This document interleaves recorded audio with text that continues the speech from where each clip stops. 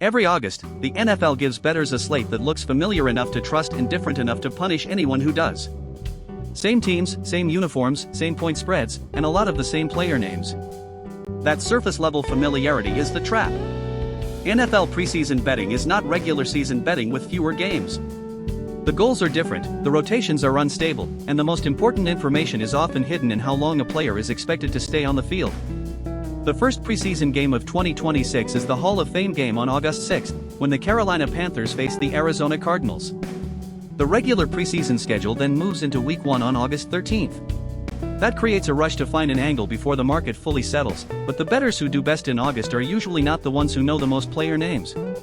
They are the ones who know which information actually changes the bet. The biggest mistake is treating the final score like a preview of the regular season.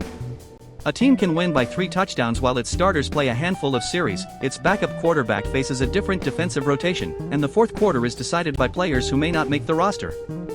That result can be real and still tell you almost nothing about what the team will look like in September. Preseason football is useful, but you have to use it for the right question. It is less useful for asking which team is simply better, and much more useful for asking which players are earning work, which position battles are changing, how a coaching staff is distributing snaps, and whether the second unit is stronger or weaker than the market expected. The NFL itself describes preseason performances as part of the process for deciding positional battles. That is the lens I use before I ever look at a number. I start with role before I start with reputation. A wide receiver can be talented and still be a terrible preseason prop if his team plans to give the starters one series.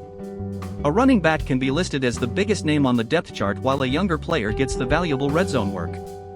A quarterback can throw 2 touchdowns and still be pulled before the game becomes useful for a passing prop. The question is not whether the player can produce. The question is whether the player is scheduled to receive enough opportunity for the line to make sense. This is where I use parlai. In preseason, the live context is the product.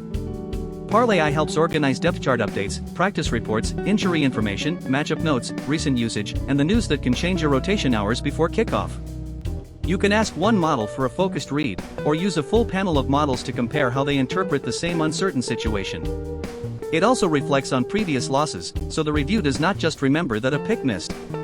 It can help separate a bad process from a reasonable read that lost because the role changed. You can see it at parlai.cc. The important thing is that I am not asking AI to guess a preseason score out of thin air. I am asking it to keep the information hierarchy straight. First comes the expected role. Then comes the likely snap or usage range. Then comes the matchup and game environment. Only after those pieces are clear do I compare the projection to the line and the price. That order matters because a great matchup cannot rescue a player who was scheduled for 10 snaps, and a backup can become interesting when the market has not adjusted to a real workload change. Quarterback rotation is where this trap gets especially expensive. In a normal game, a starting quarterback's presence tells you a lot about the offense. In preseason, the identity of the quarterback on the field can change every quarter. The first unit may be designed to test one concept, the second unit may be fighting for roster spots, and the late game group may be running a simplified playbook. If you use a full season passing average to project one of those players, you are importing the wrong context before the bet even starts. Player props create a similar problem. A receiver's target count is not just a talent stat, it is a product of the routes he actually runs, the quarterback throwing to him, the defensive players across from him, and how long the coaching staff wants to evaluate him. Preseason markets can move quickly when a beat reporter reveals a planned rotation, but that movement is not automatically an opportunity. Sometimes the line moved because the information is now public. Sometimes it moved because one headline created an overreaction. The job is to find out which one happened. The second major trap is chasing the first result. A running back breaks a long touchdown, a rookie quarterback looks electric, or a defense forces 3 turnovers, and suddenly the next preseason board is priced around that moment. The highlight is evidence that something happened. It is not automatically evidence that the same thing will happen again. I want to know whether the usage was repeatable, whether the players involved are still expected to see the field, and whether the price has already charged me for the story.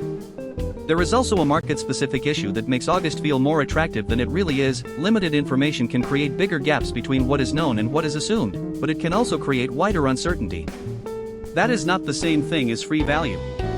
A number may look soft because the sportsbook is missing a report, or because nobody can confidently forecast the rotation. If the range of outcomes is enormous, a small edge in the middle of that range may not be enough to justify the bet. My preseason checklist is simple, but it forces the right pause. I want the expected starters and backup rotation. I want the latest practice and injury news. I want to know which position battles are driving the coaching staff's decisions. I want the player's likely workload, not just his season-long average. Then I compare the current price with the number that was available before the news moved it. If I cannot explain why the player should receive the opportunity, I do not let a familiar name make the case for me. That process also tells me when to pass. A preseason slate can look full of opportunities because every game has a fresh storyline. But if the role is unclear, the line is already moving, and the only argument is that a player is talented, then the uncertainty is the story. Passing does not mean there is no information. It means the information has not become specific enough to risk money against. The best preseason bettors are not pretending August tells them everything about September. They are using August to identify the information that matters before the broader market catches up, who is getting real work, which rotations are changing, and which headlines deserve to be priced in. That is why the trap hits every August. The games look familiar, but the decision-making environment is completely different. So before you touch an NFL preseason bet, stop looking at the team logo first. Look at the role, the rotation, the current information, and the price. Use AI to process the updates and challenge the obvious narrative, then let the final decision come from a specific opportunity rather than a preseason highlight. In August, the edge is not knowing who can play football.